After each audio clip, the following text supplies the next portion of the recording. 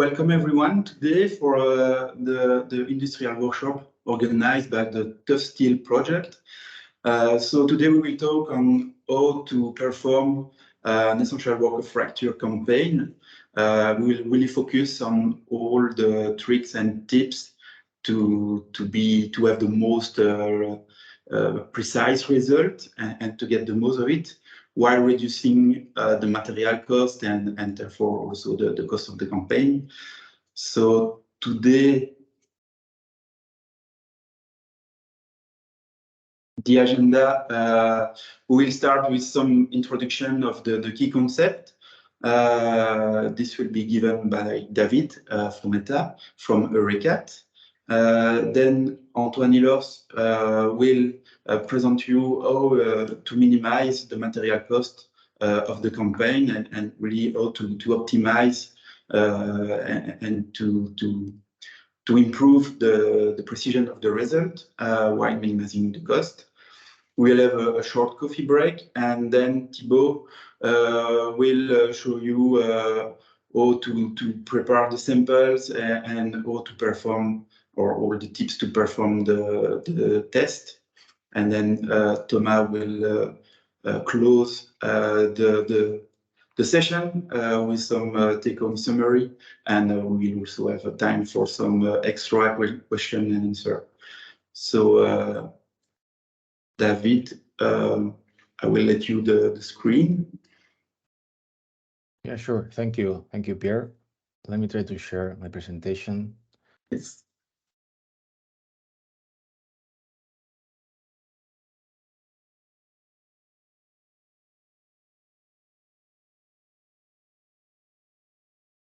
Can you see it now in the presentation mode? Yes, it's okay. Yes? Okay. Well, hello, good morning, everyone. Thank you, Pierre, for an introduction and for inviting me to this workshop. Well, my name is David Frometa. Well, I work as a researcher in the unit of metallic and ceramic materials of Eurecat. And today, in this presentation, the aim is to make a quick review of the main concepts of the essential worker fracture, the idea, where the idea of the essential worker fracture comes from, the methodology, and how to use it to evaluate the plane stress fracture toughness of ductile metal sheets. Well, even though most of you are already familiar with the concepts, well, I try to do a quick review, so it's always nice to refresh some of the concepts involved in the method.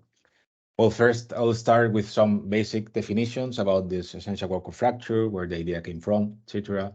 Then some explanation about the methodology, some recommendations about the experimental methods to ensure the validity and the applicability of the essential worker fracture method in thin ductile metal sheets. So here, maybe, I don't know, I'm sorry if I spoil some of the information that you will be guys presenting later in the formal presentation, but okay, with some general concepts.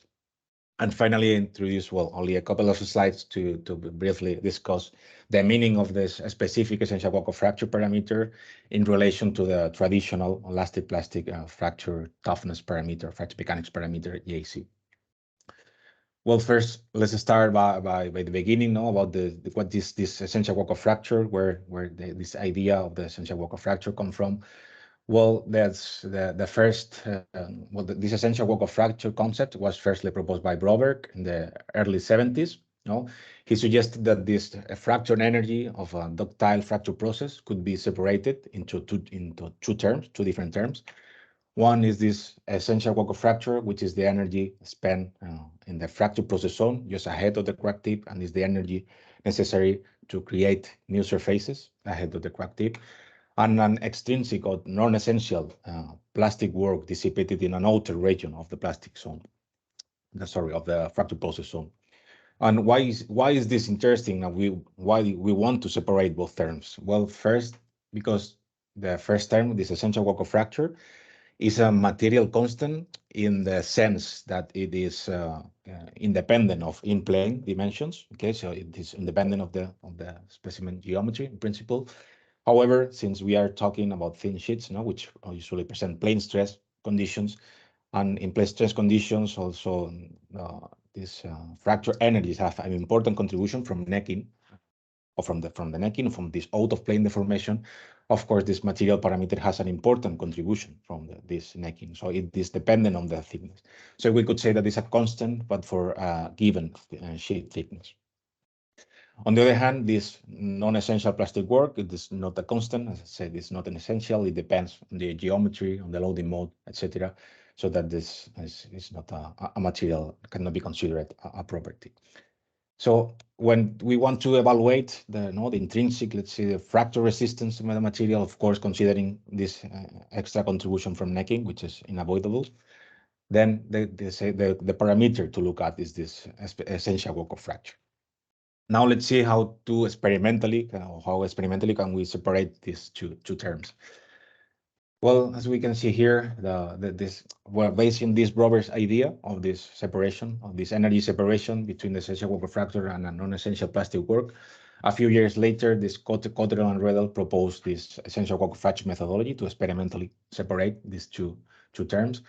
As we can see here, this essential work of fracture, as is developed or dissipated in the crack tip, it depends only on the area, while this non-essential plastic work dissipated in the outer region depends on the plastic volume. So we have an equation like this. We normalize it and divide it by the cross-section area, by L ligament length and the thickness. We have an equation of this type with this the specific work of fracture, which is equal to the specific essential work of fracture plus a non-essential plastic work, which is multiplied by the shape factor, the B here, the beta, multiplied also by a ligament length. So looking at this, you can see that the equation of a straight line. So then this is where we have the two variables, the y, the x, a term that represents the slope of this linear regression, and the constant term represented by this specific essential work of fracture. Then using this equation, this analysis of this equation, we can separate, and the separation of these two terms is quite easy. We only have to test a series of specimens with the same geometry, but with different ligament length. Okay, because I will see this fracture energy scales with the ligament length. So the ligament length being, in this case, this is the representation of a double edge notch tension specimen, which is usually used for thin sheets because, well, it's easy to handle. So you have no problems of buckling during the test. So you ensure that you have tensile stress during the whole test. So this is the most recommended geometry for testing, for evaluating the fracture toughness of really thin, relatively thin sheets. We are talking in the range of 0.5 to 1.2, 3 millimeters, let's say. But in principle, you can use any kind of fracture specimen, single edge notch bending, etc. Then, as I was saying here, that you have to test specimens with the same geometry, but with different ligament length, with being the ligament length is distance between the two cracks. Then do you record the load versus displacement, so you can calculate the complete or the total fracture energy. As you can see, the longer, so the greater is the ligament, the greater, of course, the fracture energy. Then when you normalize these values and you plot these specific work of fracture values as a function of the ligament length, you have an equation of this, like this type. Then making a simple statistic analysis, a simple linear regression, you can obtain, in the intercept, you can obtain and separate this specific essential work of fracture, while the slope of this linear regression, as we could see from the original equation, represents this non-essential plastic work multiplied by a shape factor.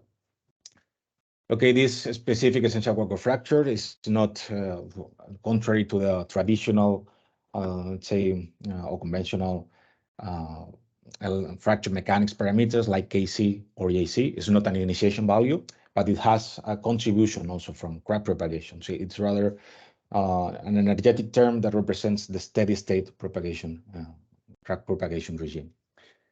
Okay, but also, as we can see here from this experimental setup, we can also evaluate cracking initiation values if we only consider the energy or integrated on the area under the curve only to the point that we can detect this crack initiation.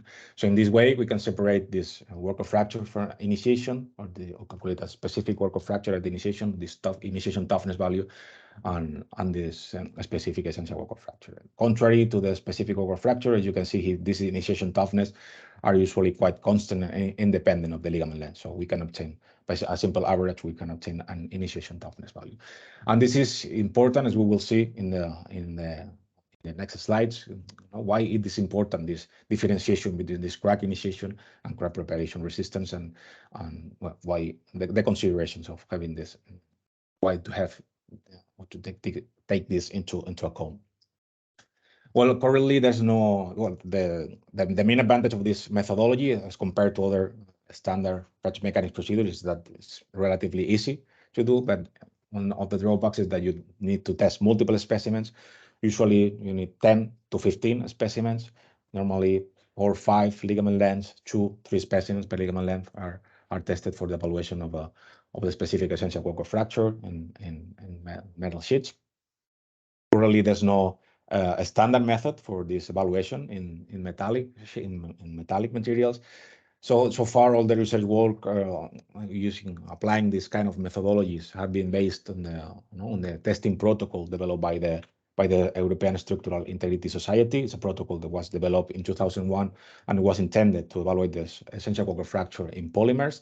But based on that, also we try to resolutely to adapt this testing protocol to metal sheets, including also recommendations about sample preparation, etc. So the basis is the same that the original testing protocol for the evaluation of the essential work of fracture, but with some additional information to take into consideration. Of course, there are some restrictions that must be met, to satisfy or to ensure the validity or the applicability of the method. The first one is the validity of the ligament length. So first, we have to ensure a global plane stress state in the specimen to evaluate this plane stress fracture toughness as this specific essential work of fracture. And to do that, there's a series of restrictions regarding the ligament length. Usually, these are the recommendations that the ligament length should range between 3 times the thickness and 2 times the radius of the plastic zone, which can be evaluated or estimated according to this Irwin's estimation, and also using this equivalence between this essential work of fracture and J integral value. And then the aim of establishing these boundaries is first, regarding the upper boundary, is to avoid the disconnection of the two plastic zones, the two outer plastic zones. If this happens, we have the risk to reach, as we can see in this schematic representation, a loss of linearity, and we reach a plateau value where this concept is no longer applicable. On the other hand, if we move to shorter ligaments, so we can, if the ligaments are short enough, we can see again a loss of linearity and obtain specific work of fracture values lower than the expected to the initial trend, because we can find a mixture or a mixed plane strain, plane stress state. Okay, so we recently also conducted, because, well, these lower boundaries are based basically in experimental observations. So we recently conducted a study on that to further explore these limits, or to try to understand a little bit more why these limits are valid or not, or not, because there was a little information on that. So as a rule of thumb, what we can say is that for thicknesses from 0.5 and 2 millimeters, so conventional ligament lengths from 6 to 15 millimeters, they usually work perfectly. So this is more or less in the range estimated by these first recommendations. But here we wanted to go to explore a little bit what happens if we go further, beyond these established limits. As you can see, we have 2 different materials. Here, the first observation or the first conclusion that we obtained here is that for the upper boundary, for this largest ligament lengths, this restriction, based on 2 times the radius of the zone of the plastic zone, works perfectly to estimate this boundary. So we could detect, using this calculation, we could detect with the loss of linearity will happen in this specific work of fracture as a function of the ligament length data. But then when moving to the shorter range of ligaments, what we could observe, for example, is that in this case, when the materials have a really fast transition to a pure slant fracture, where the necking is rapidly stabilized just after crack initiation, we could see that we can move to shorter ligaments without losing the linearity. Okay, so that's this we can move below this in principle this established boundaries without any significant effect on the measured specific essential work of fracture. On the other hand, as we can see here in the left, when in materials that have a more progressive necking, that tend this transition distance, let's say from flat to slant, is longer than when we approach the shorter ligament range, then we have to see a strong deviation from the initial linearity. This is why when the ligaments are short enough, these two crack tips interact, and then the fracture energy, the specific work of fracture energies tend to be lower. So in this case, we need at least to respect, to give enough time to the crack tip to fully develop this let's say, or to this fully transition to a pupil in a stress state. Okay, other of the validity criteria is that other requirements that must be satisfied is that the ligament is fully plastic or fully yielded before the fracture initiation. Of course, actually, if the specific order of fracture scales with the ligament length, that is already an indicator that more or less that the methodology is applicable. Because if you find let's say a not ductile enough or not plastic enough material to apply the methodology, what you will find is like a kind of flat or a constant value is not a specific order of fracture as a function of the ligament length. So it will not scale, but you will see a flat or a straight line. But there are also, of course, other methods to check the plastification of the ligament. For example, using digital image correlation equipment, and we can perform this full field strain analysis in the ligament area and check the strain levels in the crack tip and ensure that the area is in a fully plastic regime. Of course, this digital image correlation can be also, you can obtain also other relevant information and strain data related to fracture in this kind of testing setup. Also, for example, relevant strain data for modeling, etc. Other data validation criteria after once you have all the results in the data set, and so there are a series of criteria that can be applied to improve on this, reduce the scattering and improve the accuracy of the results. The first one is this stress criterion proposed by Clutton, which is basically plotting the maximum stress during the test for the different ligament lengths and evaluate this average value, and everything that lies below 0.9, this average value, or 1.1 or above 1.1 is removed from the calculation. This is basically to ensure basically that all the let's say the specimens have been fractured in the same stress state. Okay, there's also additional data criteria for removing, let's say, bad data points that could be caused by by experimental errors and specimen preparation, etc. This everything when you plot the specific order fracture as a function of the ligament length. So everything lying on outside of 2 times the standard deviation also is recommended to remove these data points and then recalculate the specific essential work of fracture by making this linear regression analysis. These are some of recommendations that, as I said, they were initially defined in this testing protocol developed by the European Structural Integrity Society in 2001, and we also compiled them and recorded them in this 10 workshop agreement. Okay, also a critical aspect to have into account is the influence of the node preparation method. As you know, it is well known in fracture mechanics that the evaluated fracture toughness values are or can be strongly dependent on the notch radius. So until a critical value is reached, below which these fracture toughness are no longer affected. So that is why usually it is recommended, in all standard or fracture mechanics standard procedures, it is recommended the use of fatigue precracks, because it's the smallest notch radius that we can have. And here, well, this here is only some results to illustrate the importance of selecting a correct, or let's say most appropriate, or the minimum radius possible. Why is that? Because, for example, we can see the result here for fatigue pre-cracked and notched samples. Okay, for 4 steel grades.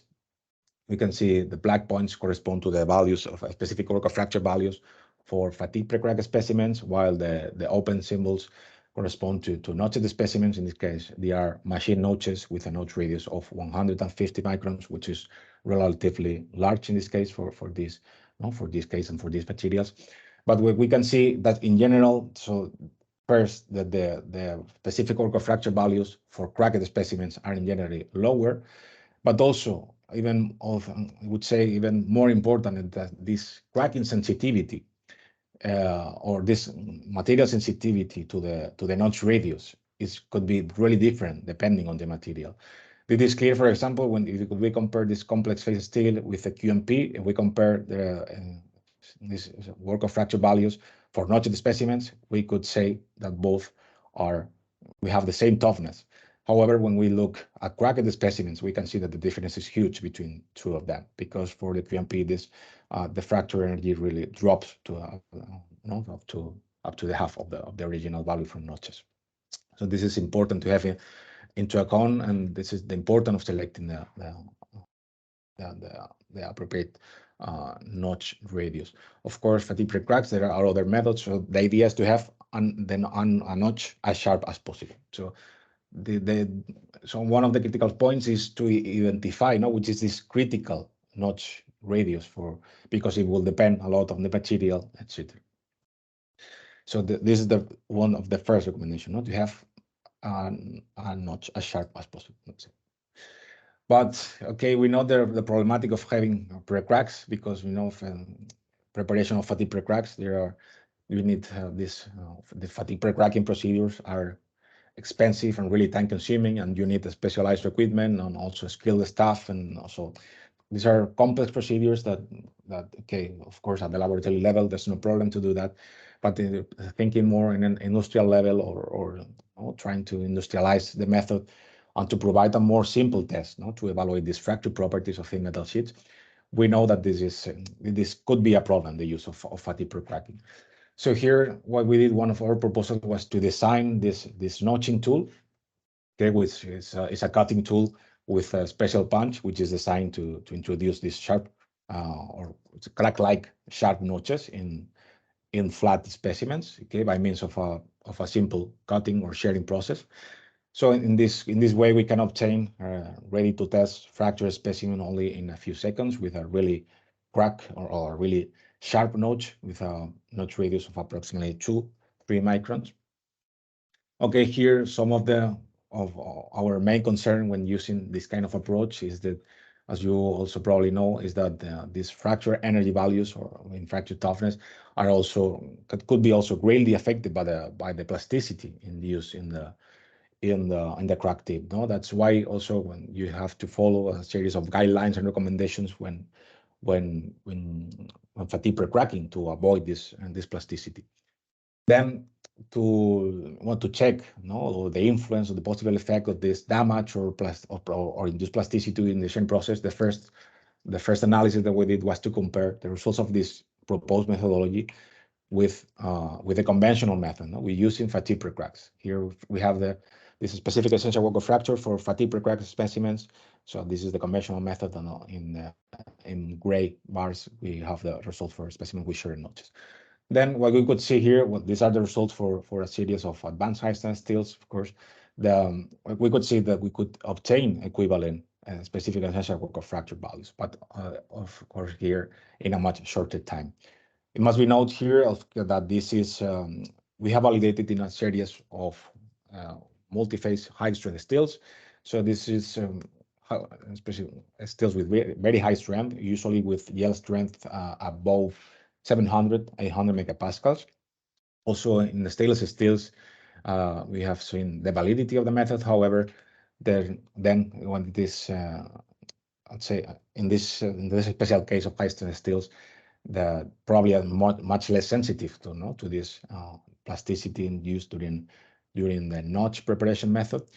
But maybe here we have to be careful, no, when you're using this approach to testing different materials, that we don't know what happened when you're inducing plasticity before testing.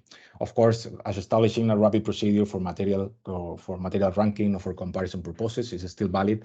But if we want to go into more detail and see the real specific essential work of fracture determined more accurately, we have to take these things into consideration. Well, here is only a summary of to exemplify the time saving of using these procedures.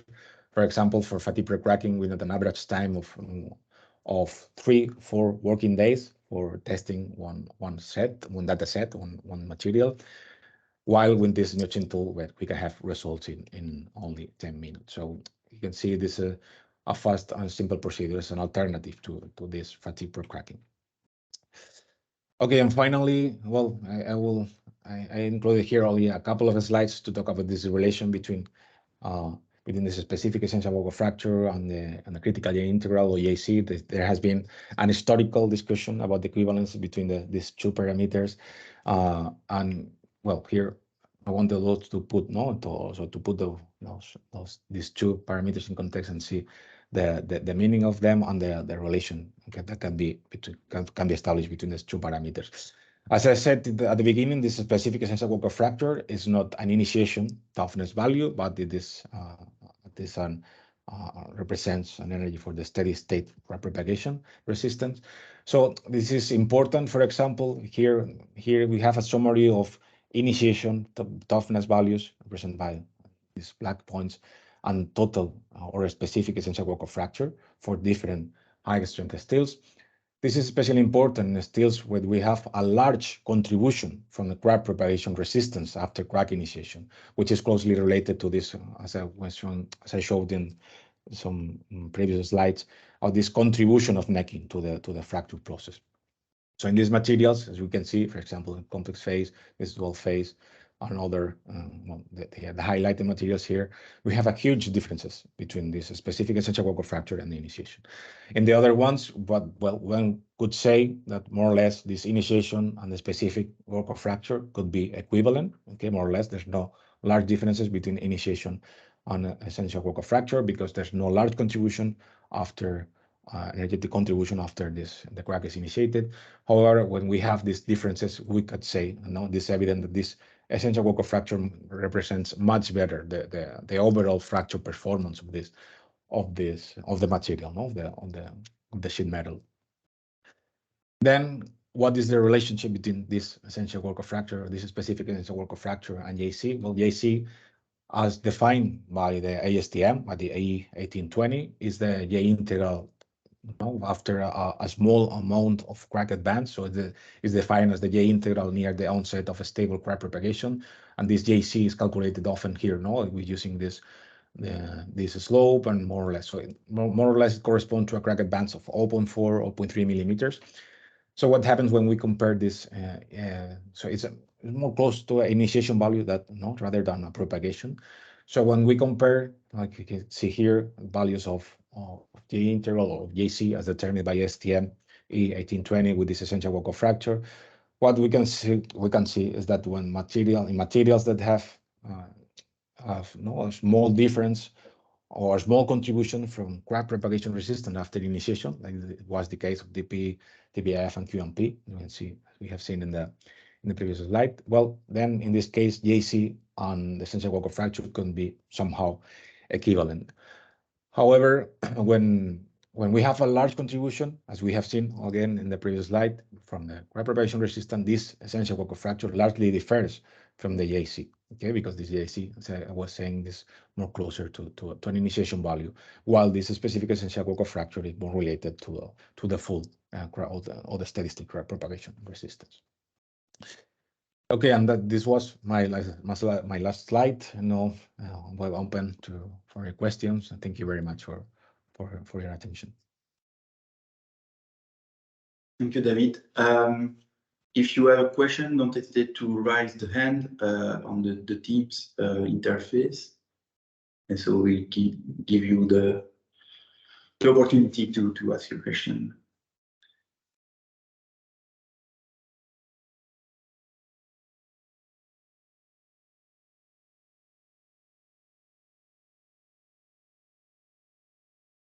Yes. Hello, can you hear me? Here's Sol Thingweg from Autoliv. Hello, yes. Hello, great. So going back to slide 18, perhaps if Yeah, I can share it again if you want. Yeah. that would be great. I'm afraid I'm not in this topic at all, so this may be a very stupid question, right? Don't worry, I am, and I have also stupid questions sometimes to myself, so don't worry at all about that. Okay, 18. Okay. I'm sorry, I'm afraid I stopped sharing. Okay, now again.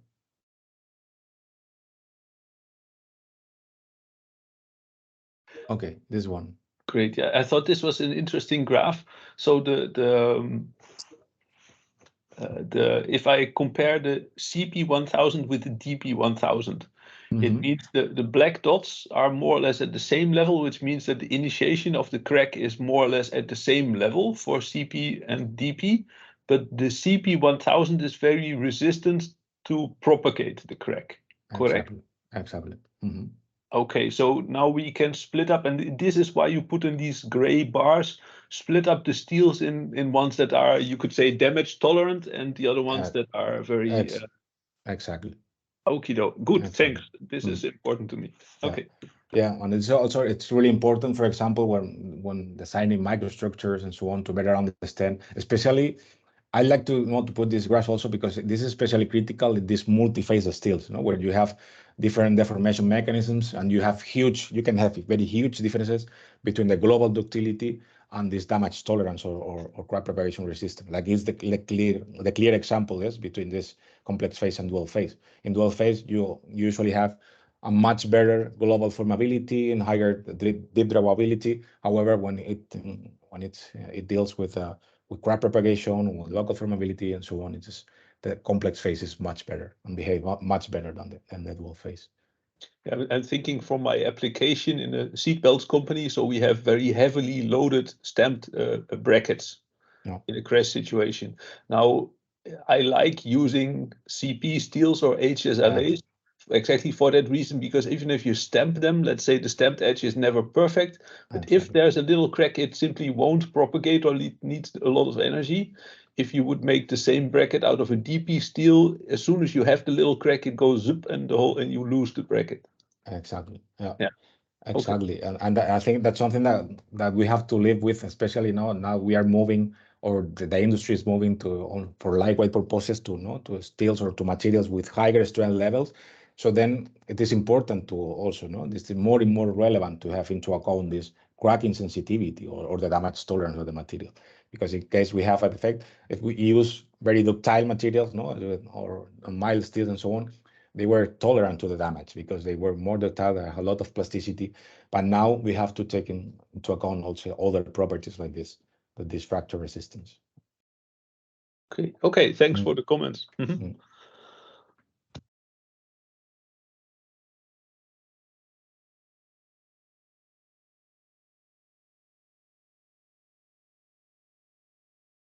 I don't know if there is anyone else with question.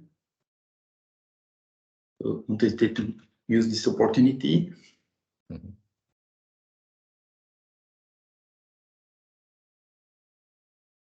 Okay, so Antoine, I will just move the camera and my camera we can do it like that.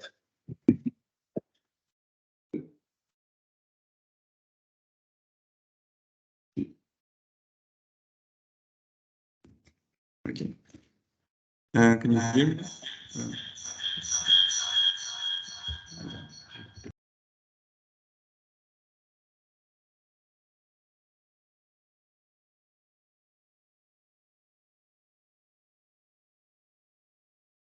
Okay, sorry about this little technical difficulty.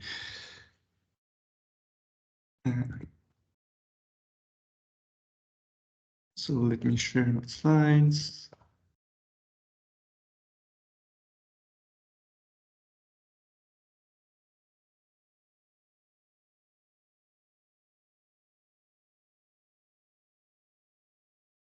Okay, so hopefully you can hear me and see my slides. So following this very nice presentation of David, I will talk a little bit more about the design of experiments for a essential worker fraction method. And also we'll go a bit more in depth in the linear regression analysis that you can do afterwards to improve your the statistical error on the extracted essential worker fracture. So like David presented, the essential worker fracture consists in a series of tensile tests with varying ligament lengths. And so one of the big downside of the method is that you need to do a large campaign with many samples. And so in the case of expensive material, or if you have very few materials, this can pose quite the issue where you don't have much to work with. And so what I worked on during my thesis is to find or improve the method to try to really reduce the material costs that I had. So for this, we need to go back to why this method works. And so we need to be in this linear regime where we are in plane stress and it's in the unconstrained yield. And so we need two conditions for this to be valid. So the ligament must be fully yielded before the crack initiation, and the plastic deformation must be fully confined to the ligaments. So we are in this, show my pointer. Pointer up. Yep. We are in this third case where so the plastic diffuse zone is inside the ligament, and we don't have the interacting fracture process zones. And like David showed, we actually have some empirical conditions on the ligaments length, so the minimal and maximum length, but not really on the size of the specimens. So actually, we can just fit the width and the height to the ligament length as long as the plastic zone do not interact with the edges of our dense specimen.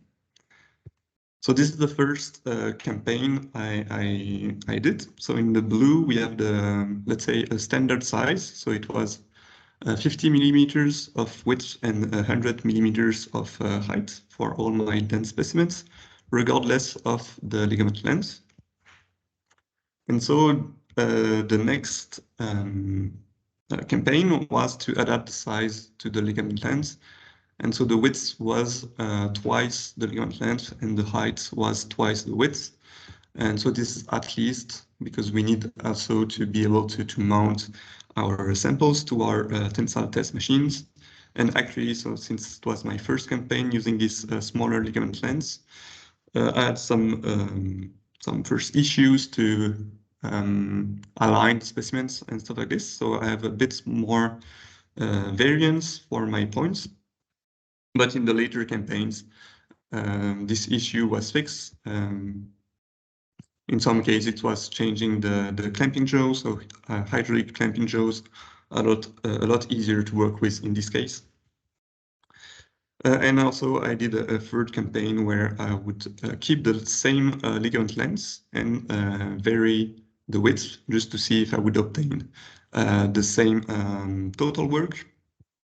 And as you can see, we find a very close linear regression. And I also plotted here, so this is a point that I find important that I will discuss later, the confidence interval in that dotted line, which represents the error we can make on this regression. And so we see that, okay, indeed, we find exactly a very close linear regression, but I have a bit more spread for my adapted size campaign. And I also represented in a schematical way the material that was necessary for both campaigns, and you can see visually that in the red case I used a lot less materials than in the blue case. Okay, so this was the first step. The second point is that, as you can see on the slides, the usual design of experiments for the essential worker fracture is to just test equidistant ligament lengths between your minimum ligament length and your upper boundary, and do basically 3 tests for each ligament length to have some statistical value. And so now that we can think of smaller sizes for smaller ligament lengths, we can think of, oh, can we choose different distribution of ligament lengths to either improve our error or to reduce even more our material needs. So the question becomes is how many samples for a given ligament length to have this best linear regression. So either you do this equidistant case, which is the standard way to perform the essential worker fracture, or we can just think of stacking a lot of sample with a small ligament length and maybe a few with a large ligament length, or maybe something in between where we still have some tests with a ligament length between the 2 boundaries. So to answer the question, we need to go back to what is a linear regression. So this is computed using the ordinary least square estimation. So basically, we assume that our points that we measure are following this model, which is a linear model, and some white noise that is following a Gaussian distribution. And so to compute the linear regression from our points, so this is the beta, so the estimator are the beta 0 and the beta 1 with a little hat. And so we can compute it following this equation. So this is very basic. You can find this in many papers, many books. And so in our case, this is what we have. So in the validity range, we have many points that behave linearly, and we have some error due to experimental variation. However, we are bounded between these 2 ligament lengths. So we can view this as an optimization problem. So I set an objective function and I assigned a proportion to each ligament length. So I discretized the problem to make it possible to solve using this type of problems. And so the condition is the most important one to really obtain what you want. And so what I decided to do is that the error on my new parameters must be at least as good or better than the error that I make in the equidistant case.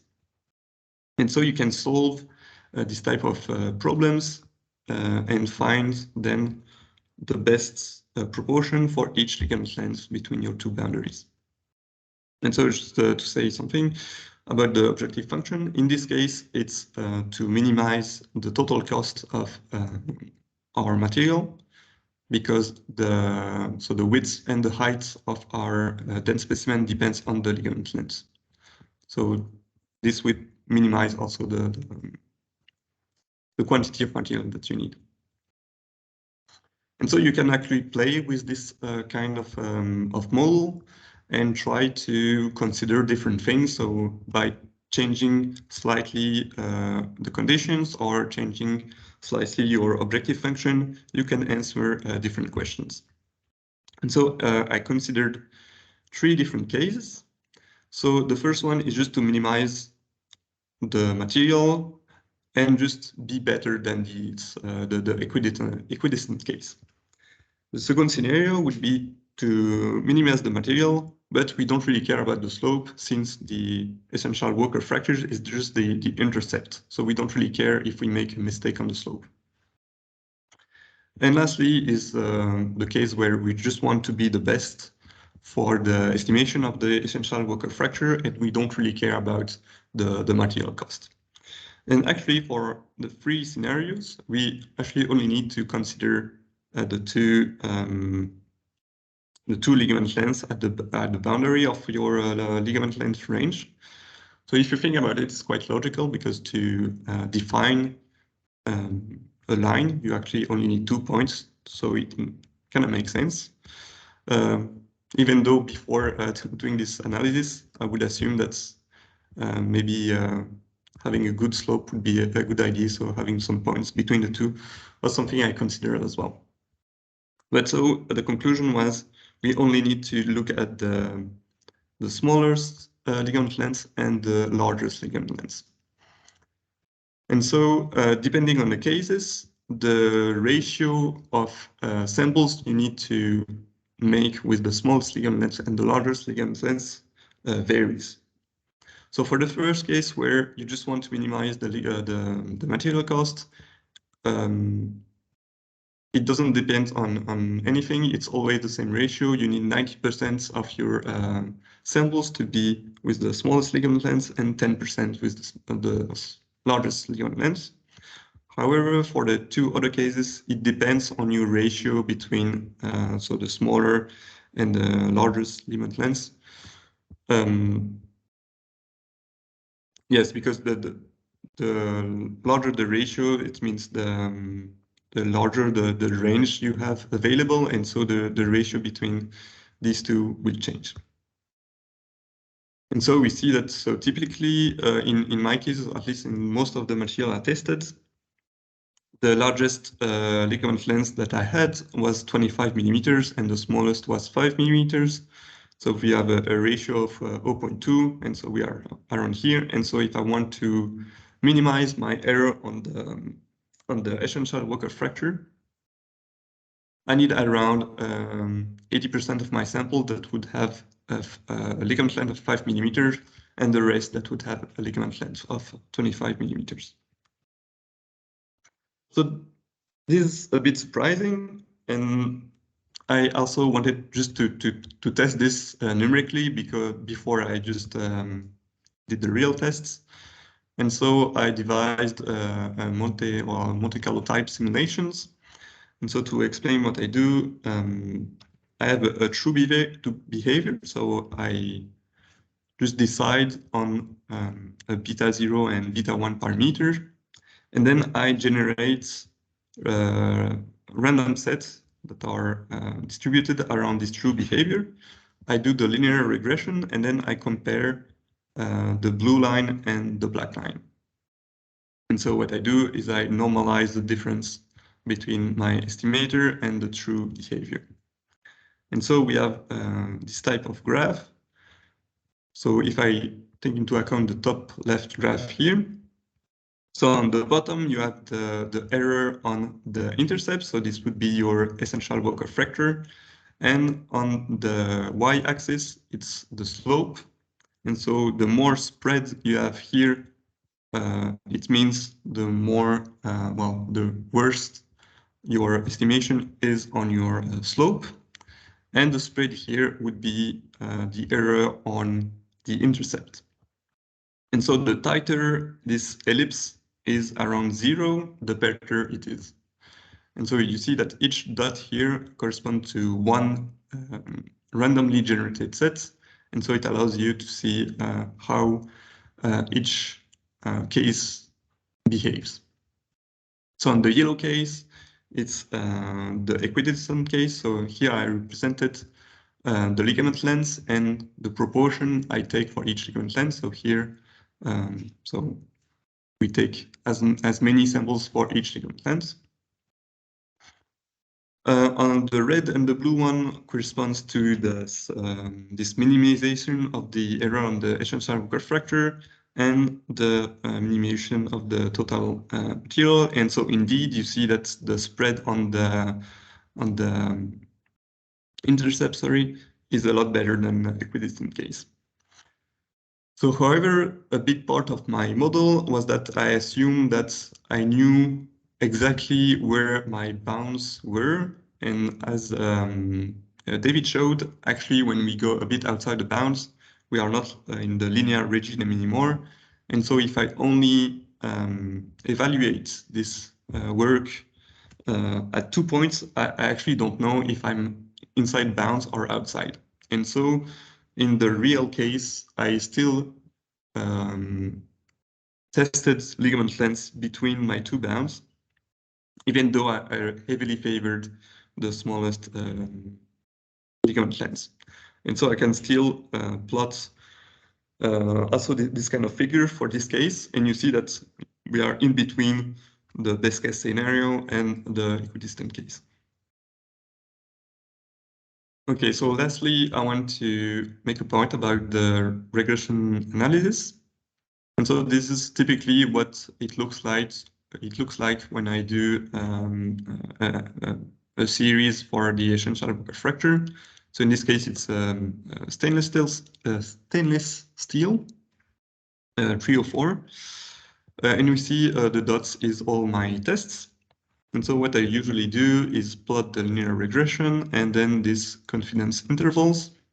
This allows me to have a first look at the outliers, but the best way to identify the outliers for me is to study their residuals. So it's the difference between your linear regression and your data points that are in this case normalized. So I'll show it a bit later.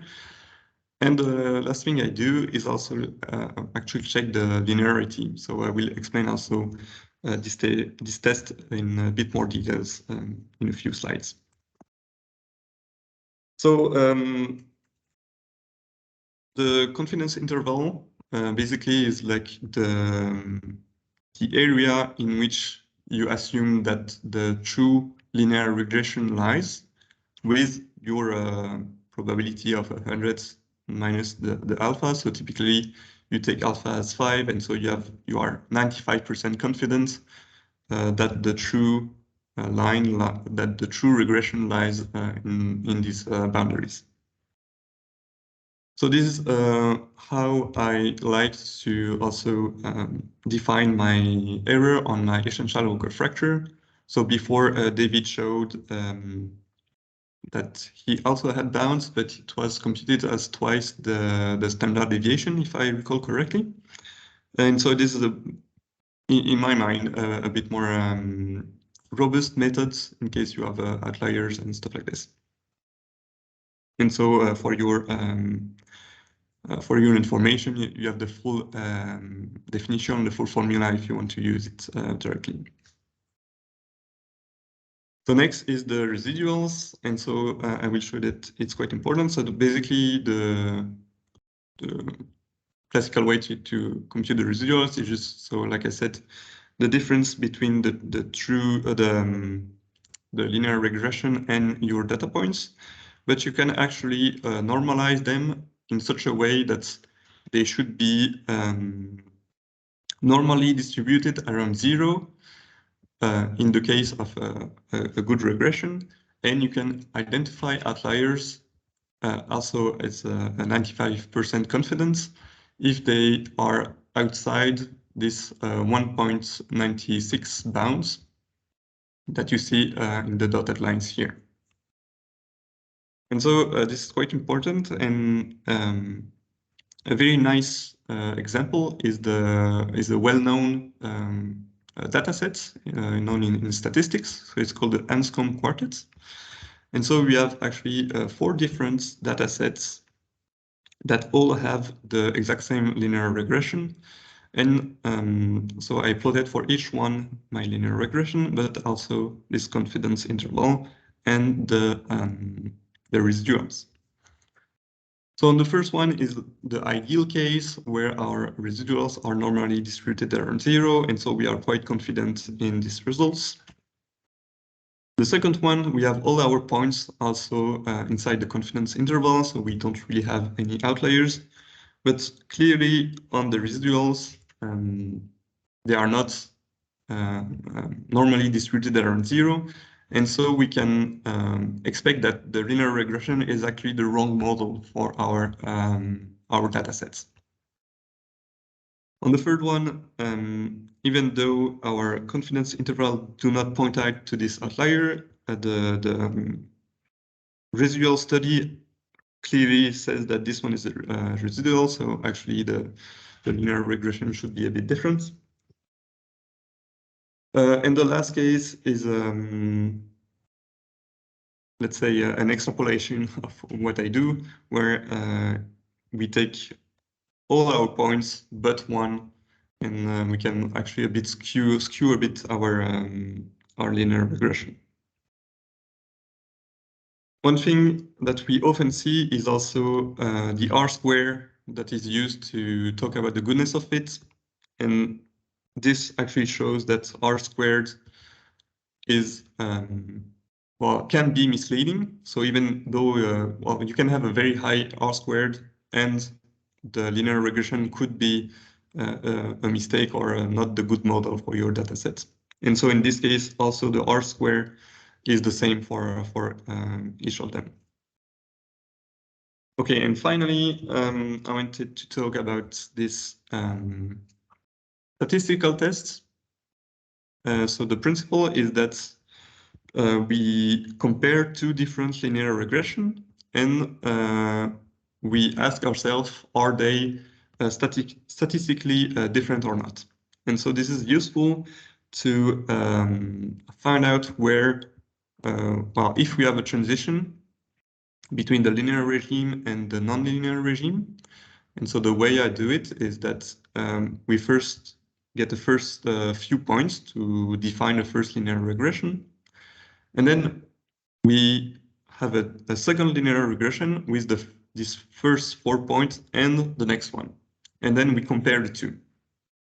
And we say, oh, are they similar or not? If they are similar, we add these new points to the first 4, and we iteratively add a point until we test the whole set.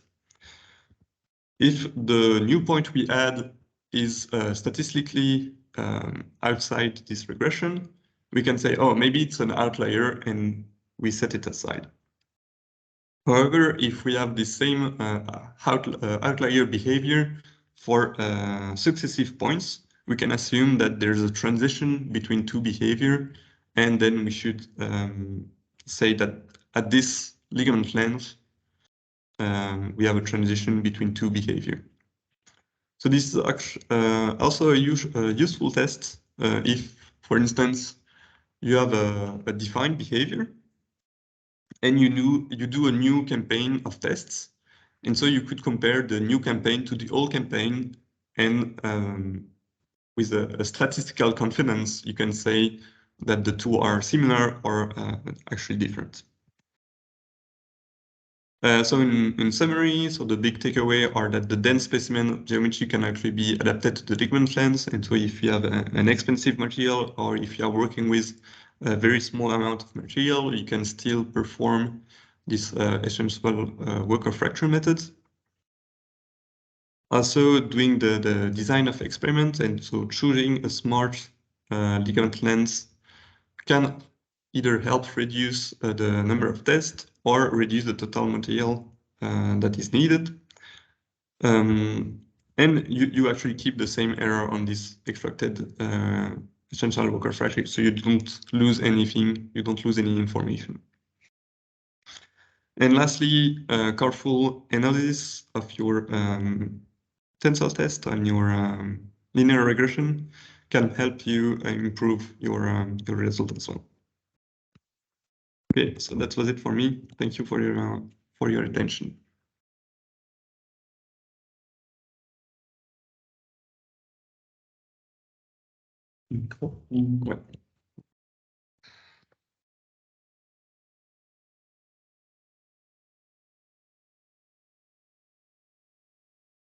Okay, thank you, Antoine. Is there any questions? Yes, Mark. Thanks for giving us some insights on how to choose in a smart way the ligament length and then to set up your experiment. I was wondering, I have a practical question.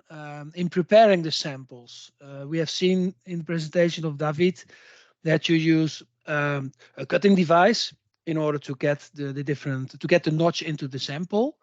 Do you need, would that mean that you need different cutting devices to prepare the different ligament lengths? How How does that work in practice? Can you elaborate on that? Yes. So in my case, I work with quite tough materials, and so David talked about this critical notch size. Actually, in my case, this critical size was quite large. So I was lucky in the sense that I didn't need to do a fatigue pre-crack, and a razor pre-crack was largely enough for all my tests. And so in this sense, it's not a very difference to prepare a small ligament lens to a large ligament lens. And actually, Thibaut, just afterwards, will talk a bit about the methods to prepare the samples. And so I think he has pictures to show you exactly what I mean. Okay, thank you. Yeah, and if I may add something here regarding the tool for the notching that I presented in the previous slide. So for preparing the different ligament lengths is the same cutting tool, only varying let's say the punching distance, the depth of the cut, you obtain the different crack length or the different ligament lengths between. But it's the same tool. Okay. With the same cutting tool, you can obtain a difference. Yeah, so you use the slope of the knife to press exactly. it more. Yeah, okay, exactly. okay. Exactly. Thank you. Yeah. You're welcome.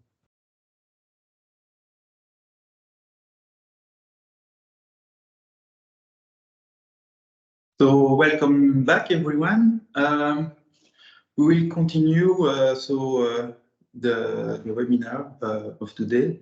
I will shortly present you the ToughSteel project before Thibaut present you how to practically implement an essential work of fracture campaign.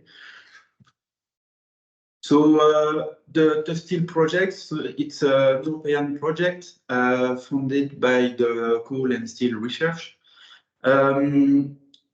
It's a 2-year project with 8 partners all across Europe, and it's coordinated by EURECAT. And the consortium is EURECAT from Spain, UC Louvain from Belgium, Lulea from Sweden, UNESID, Canton Redne, CRF, l'Associazione Italiana di Metallurgia, and UNE. We start this project to really make a community about the essential work of fracture, and so that everyone that can have some profit from the method, we can transfer the method, the know, and really we want to improve the efficiency of the sheet metal forming process of high-strength steel. So this kind of steel presents a lot of challenge to process it and to form it. And usually you have some edge cracking that makes some production losses. And so we really think that this method can address all these challenges, or at least help all the main actor of the sector. So you probably registered through it, but there is a project website, so it's toughsteel.ru. We really centralize all the information about the method and the project there. So you will have access to all the past events that we have organized. So you can view the video of all the webinar. You have access also to a fracture toughness database that we made around the essential work of fractures. You will have also, David talk about a user guideline to really make a successful campaign. So this is accessible through the website. We have some scientific publications that are made during the project and all the public deliverable of the project. So don't hesitate to go there. And if you want to know more, it's a great place. And also, it's translated in 6 languages, so there is no excuse to not go there. We have also some social network activities. So we have a LinkedIn channel for the project. So if you follow, you can be aware of the upcoming activities. There are still some webinars that are coming. We have also a result of an open call. So we asked to some industrial actor to present us with a case studies where the essential work of fracture can help them. And so we made the study and we will share the result. So all the activities of the project is to centralize, make a literature review of the method to really get the best tips and know of all the people that are very leading in the method. We have developed the fracture toughness database, the user guideline. I told just the problem-solving open call. We have, like today, some training workshop and webinar, some standardization activities, and all will be reignited in a white paper. So as the impact that is expected from the project is that we will help the industrial actor to better select the best high-strength steel related to the microstructure for the best application. We will also want that the essential work of fracture will be used to improve the prediction in case of a crashworthiness or for the forming also. And we hope that it will reduce the time to market. So thank you for your attention. I will now let the screen to Thibaut that will present you really how to the practicality, how to implement at the practical level an essential work of fracture campaign, and also we have tried to illustrate what are the difficulties that you may face when you do such campaign. So Thibaut, please. Yeah, thank you, Pierre.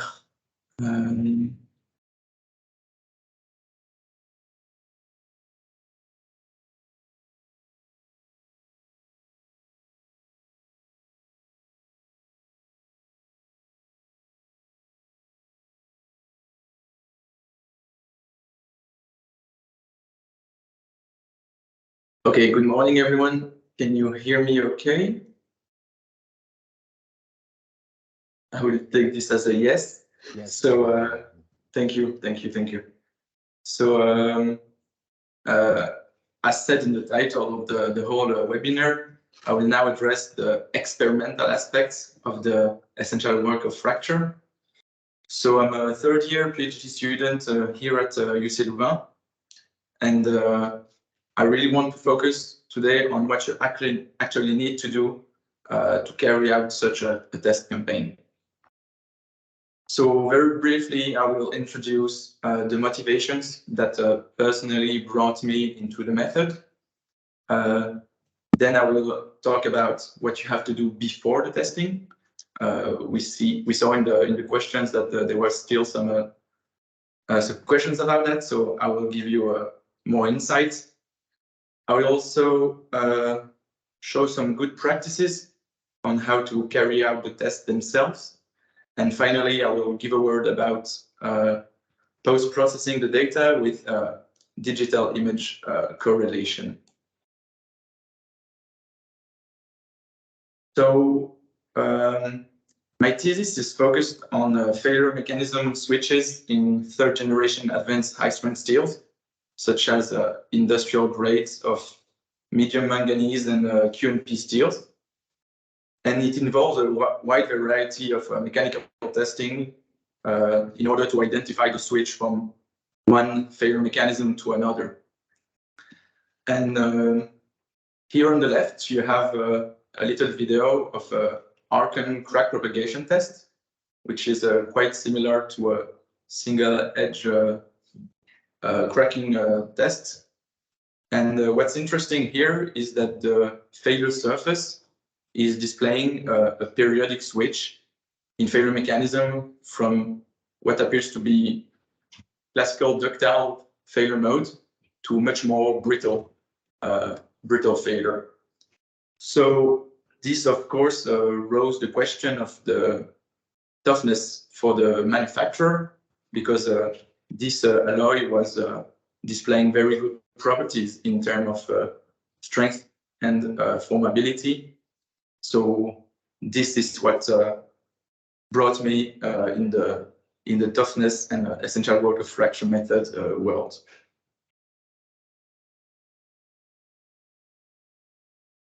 So I was new to the method a few months ago, so I will try to give you the really hands-on version of this. And it starts with preparing your samples and pre-cracking them. So in dense, double-edged notch tensile specimens, we have the word notch, and then we talk about crack propagation. So which one is it, notch or crack? Well, eventually, any crack can be looked at just as a notch with a typical resolution of delta 0, the opening. David was talking about the radius, but this is basically the same thing. And for a material to feel a notch such as a crack, this delta 0 must be much lower than a critical value. So if we take a perfect crack, it will always blunt before actually initiating, and the delta C is this value of the crack tip opening just before initiation. In practice, experimentally, if you want to measure that, you have to propagate cracks in different samples over different crack length and measure the opening of the blunted crack tip and the crack tip itself. And this critical opening will be the limit when the crack has just initiated as the difference between these two values. So of course, this is a bit time consuming because you have to propagate cracks in different samples. You have to unload them, so you have to correct for the elastic relaxation. You can also do a theoretical estimation of this value. It depends on some loading factor.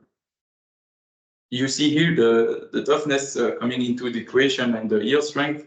So the problem with this is that you need some information on the toughness to calculate and the parameter which will determine the campaign for you to be able to test the toughness. So it's kind of the snake biting his own tail, and it's not very easy to do in practice. Never mind, if the information is available, then you can have a guess. I will talk about later on the digital image correlation, one way to do this nowadays. Nevertheless, let's assume you have found your critical tip opening for your material. In my case, it's 330 microns. Then you need your dense specimens to have cracks sharper than that. Now, David mentioned that a first method to create a crack is just by electrode discharge machining. this will leave a notch of around the size of the diameter of the wire used, so about 200 microns. The downside of this is that it gives quite large delta zero. So you see that with my critical opening of 330, this will not be sufficient for to carry out the test properly. Now, another method which is available is to sharpen the notch by razor blades, and then you can achieve critical openings down to 100 microns, which is suitable for a wide range of materials and only takes up a little extra preparation step. You also have to make sure that the depth of this extra notch is larger than about 3 times its width for proper stress concentration to happen in front of this notch. Now, in practice, this is how I pre-crack my specimens with a razor blade. So you see the razor blade itself secured in a hand saw, and the sample is held in a vise. Now, you could only give a little slice on the specimens, but because our advanced high-strength steels are quite hard, this often doesn't work. So you have to give it a little saw. And experimentally, we have seen that blunted razor blades actually give out better results than fresh razor blades. This could be explained by the fact that the materials are so hard that they basically blunt themselves rather than the blade. Now, if we compare a notch to a razor blade crack, it was also presented by David, but we see that the loading curve in the case of the EDM notch delays the crack initiation, and it will result in an overestimation of the area under the curve.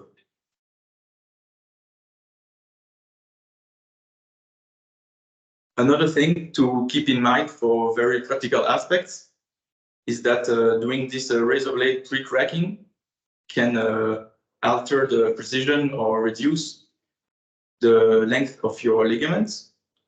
So, for example, here on a dense specimen with a target ligament length of 20 millimeters, the actual ligament length measured was 19.1 before testing.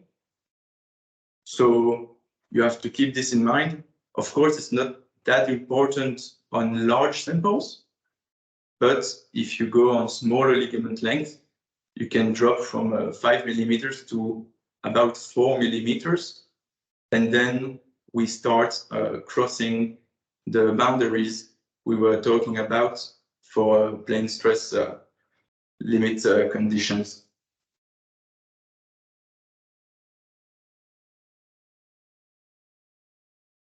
And now a third method that is recommended and available is the fatigue pre-cracking. Of course, this is perfect because it gives you close to zero crack tip openings, but it was also shown that it's very time consuming. Now, in practice, I've tried all of these 3 methods and tried to compare them.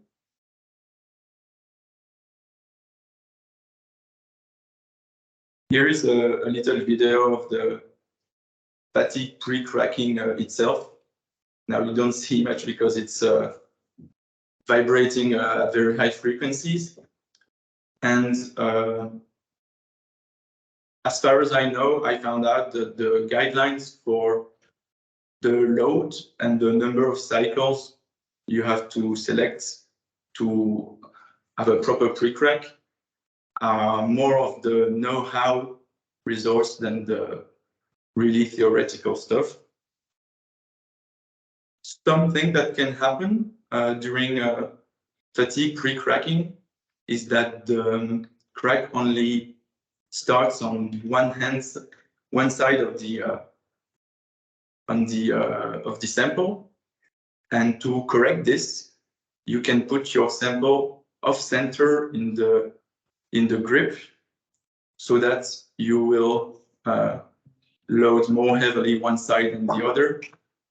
To the complete opposite, you could also even clamp the left-hand side, for example, to be sure that that it doesn't open at all.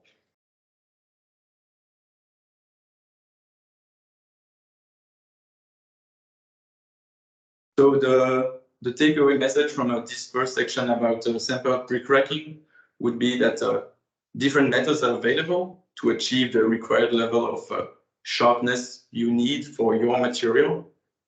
And we see that other labs, like the one of David's, are also being very inventive about new methods to both save time, but still try to scale up this lab scale to the industrial level for really efficiency. Now, if I get to the mechanical testing itself, the setup consists of a regular tensile test machine, which makes the method very convenient. One has to be very careful about how to place the sample, though, because the test will be very sensible to any perpendicularity defects.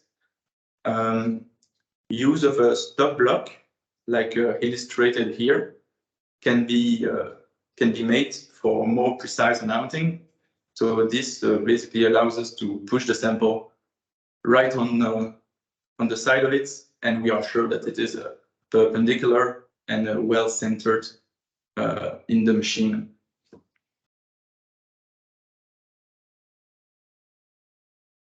Here is a little video of a classical test being carried out.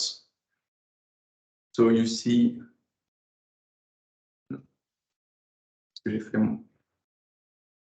sorry, lost you. Here, right back on. So saying this little video of the test. Notice that we didn't use any extensometer here. The sample are painted black and white for recording purposes, and I will get back to that later.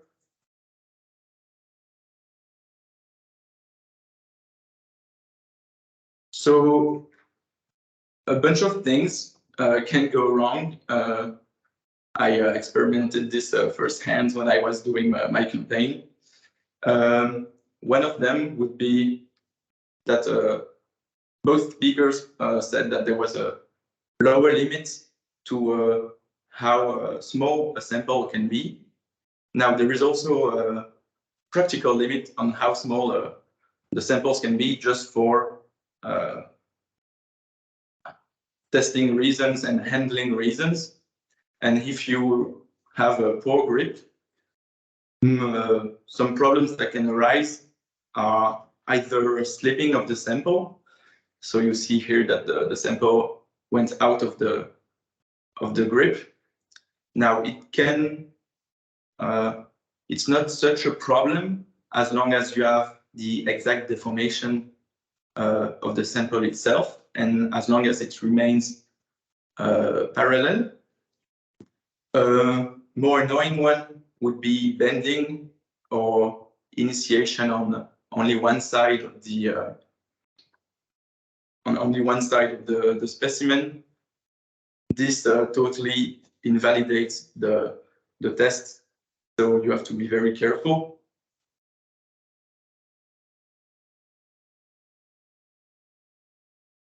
Now, eventually, you carry out your campaign and you end up with your loading curves for your different ligament length specimens.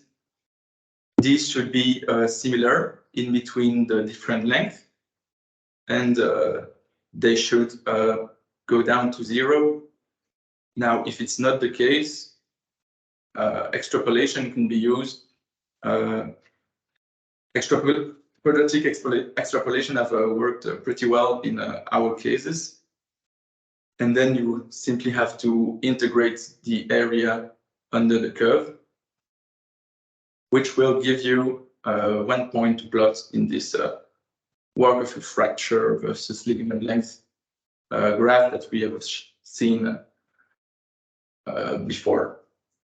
So using the statistical method Antoine presented just before, I have my regression, my confidence intervals, and I obtained a value of 204 kilojoules per meter square. Now, compared to other results, this is not especially tough, but on one hand side, it shows me that my failure mode, my strange failure mode between ductile and brittle, which I observed earlier, is not that bad from a manufacturer point of view. And here on the right-hand side, you have the residuals as presented before. We see a good dispersion and no outliers here. So I'm pretty happy about this first campaign. So if I have to sum up this mechanical testing section, I would say it's quite straightforward, but there are some little tips and tricks that can be added along the way to ease the campaign. And finally, I would like to finish off with some more insights on the post-processing using digital image correlation. So it was briefly mentioned, but digital image correlation is a very powerful recording technique that allows to access the whole deformation field, and especially for complex deformations. So the tensile specimens are painted with a random speckled pattern. You can see that in the red square. This is the same video I showed you earlier.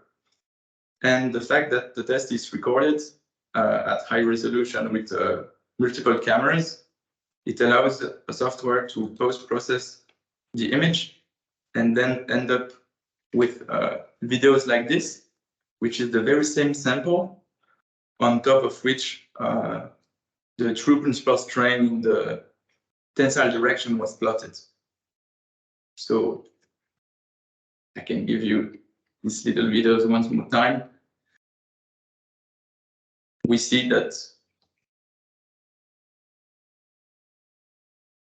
strain is building up around the notches, then fully plastifying the ligaments, eventually concentrating and propagating at crack. And this is the last frame before final failure.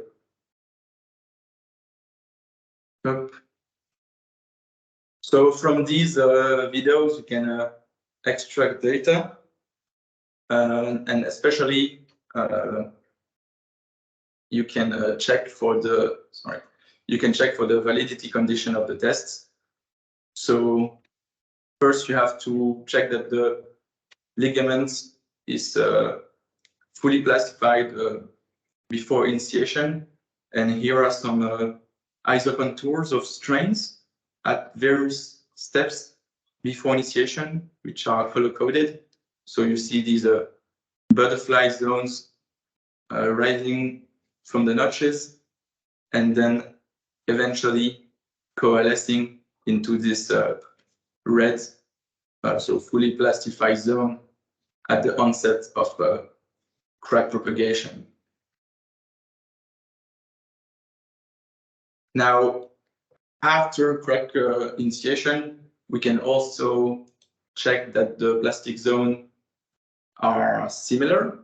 So here is a plot of the isocontours of the increment of strain for different ligament length, again at different time frames. And we see that the red area is the same shape as the other color ones as it goes down and as the crack propagates. Now, we can go one step deeper with DIC and try to optimize two things. One would be the spatial resolution. For this, you have to reduce the facet size. So basically the smallest units that the computer will process, just as in finite element modeling. And to do that, you have to decrease the size of your speckle pattern itself. Here is the comparison between paint that was applied with a spray paint can, and the second one is making use of an airbrush. And you can see that we can divide by about a factor 2 the spatial resolution that we have, and this will allow us to track the cracking phenomenon much more accurately. And the second thing we can work on would be the temporal resolution. So if you simply increase the acquisition frequency, you will have again more accurate data. Of course, increasing these two have a cost in data weight and treatment time. So it's always a compromise between good precision and speed in your data treatments. An example of this high resolution DIC is this argon crack propagation test. So you see the sample is slowly opening, strain building up, and it's quite slow because it has a lot of frames. And then we have pretty good resolution on the crack propagation itself. So multiple squares in front of the crack to choose from to actually propagate. Now, you have to keep in mind that this is a surface characterization technique. So the crack may very well do some tunneling and propagate faster in the center of the specimen, but at least it gives a very good information on the whole crack behavior. And from this, we can measure a bunch of things. So we can, for example, measure the crack length and the crack tip opening. So how far is the crack and how wide is it opened? And it allows us to calculate the critical tip opening, delta C, I was talking about earlier in my presentation. Also, with this crack length curve, it allowed me to see that my crack is actually propagating by little jumps. And this is corroborated with the pattern I see on my failure surfaces. So, takeaway message from this digital image correlation section would be that it's a very powerful tool to access these complex deformation fields and also to check the plastic zone validity. And especially, it can be used to monitor crack propagation, such as crack length, opening, speed, and so on. So on this note, thank you for listening, and I hope you have a better understanding of the practical aspects of the essential work of fracture methods. I will gladly take any question. Thank you, Thibaut.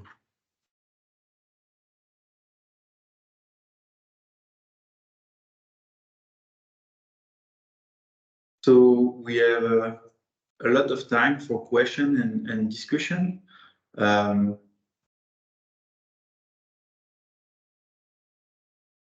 Yes, David. Yeah, thank you a lot to Thibaut for the very nice presentation and for showing some of the challenges of this experimental setup and the essential work of fracture.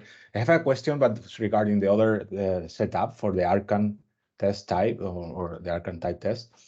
It's in that case, did you use pre-crack specimens or only notched? In that particular case, it was notched. And with a machine notch. Yeah. Okay. Yeah. And have you tried with another type or another type of sharpening notch like the one you show the razor blade of the fatigue cracks? Because that's something, maybe, I don't know if because of the test configuration, but we did something similar in CAN type tier test with this kind of a similar specimen geometry. And we compare, when in this case for steels as well, so we compare fracture energies and the fracture behavior with both with notch and with fatigue cracks. And we observe a surprisingly quite similar or practically identical behavior in that case. Yeah, so actually, the dense specimens also show this weird failure mode change. And the main observation with the notch compared to the sharper crack is that here you see that you have a drop in the maximum load and some very well defined little steps. And it actually results on the fracture surface by some brittle initiation area and then this arrowhead pattern that I see. But even though they are not as well represented on the orange curve, the pattern is still there very clearly. Okay. And also with the cracks, I understand that this is the same behavior with the fatigue per crack, or is less accentuated. Yes, exactly. So trying some different thicknesses right now to see how this phenomenon is affected by the loading configuration itself. We were actually interested in the fact that as it's a mix of both modes, sometimes it appears, sometimes it doesn't. Is my essential work of fracture toughness method gonna show me two group of points? Are there gonna be like two regressions or whatnot? And eventually they all lined up pretty well. So still need some to do some digging on this side. That's really interesting, because by the way, the result that they showed about 200 was for a quenching partitioning still. Sorry, say that again. The results, the essential work of fracture that you showed about 200 kilojoules per square meter is for a quenching and partitioning steel. No, that's a medium manganese. This is a medium manganese. Okay. Yeah. So yeah. Okay. Well, thank you. Well, by the way, you have to tell us the secret with this razor blade technique. So we tried some years ago, and when we didn't succeed as we expected, but no, it's we know that of course it's simpler, but also you have for sure some tricks. And so you can share them with us. When I first knew I was going to have to do this razor blade pre-cracking thing, I didn't want to actually do it, and I tried to figure out a better way and a smarter way, yeah, for sure. Yeah. At least develop a little homemade setup to make things easier. And in practice, it works surprisingly well. I was very consistent here. I don't, where is it? I was very consistent in the, so for example, here are all of my 5 millimeters notches, and I was just counting in my head on how much time I need to saw the thing, and it was giving out pretty good results. So these are the tips and tricks of the trade. That's great. Thank you.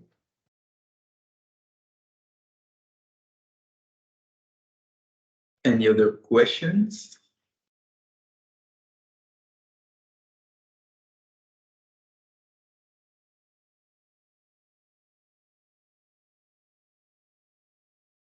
Okay.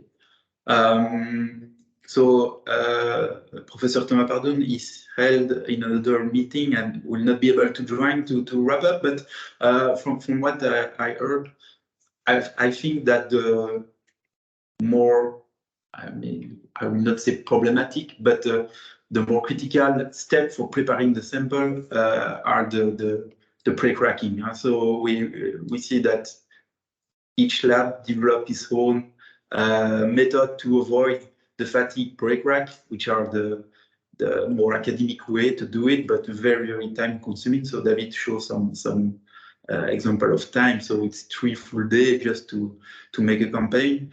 And so I think for this step, the best way, if you know your material, is really to go to choose either the stamping tool that David showed, or the razor blade, or if you are very lucky, a DM machine. Machining it will be enough. So it's sure it's I think for the practical thing, a hot topic for the social work of fractures. And we see that we have a lot of frequent tips and things that can happen during the method of the campaign. So we hope you will be better prepared if you start one in your work. We still have some time if someone want to ask more the topic or to the presenter.